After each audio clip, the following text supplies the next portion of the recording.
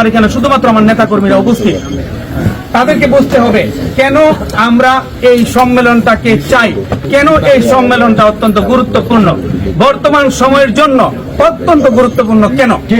গত 10 বছর ধরে ব্রাহ্মণবাড়িয়া জেলায় কোনো বিএনপির কোনো সম্মেলন হয় নাই। দীর্ঘদিন সম্মেলন না হওয়ার কারণে সংগঠনগুলোর মধ্যে গুণে ধরে গিয়েছিল, কোথায় ধরে গিয়েছিল, নিজে নিজে একটা কমিটি বানিয়ে দিয়ে তাকে নেতা বানিয়ে দিয়েছে, সেই নেতা হয়েছে ঘরের মধ্যে বসে থেকে। কিন্তু বাংলাদেশ জাতীয়তাবাদী দলের ভারপ্রাপ্ত চেয়ারম্যান, আমাদের প্রাণের নেতা, 16 কোটি মানুষের প্রাণের নেতা দেশনায়ক তারেক রহমান, উনি একটা গণতান্ত্রিক উপায়ে নেতৃত্বকে বিকশিত করার জন্য উনি তার কার্যক্রম হাতে নিয়েছিলেন। উনি একটা মডেল দিয়েছেন আমাদের সামনে, বগুড়া মডেল।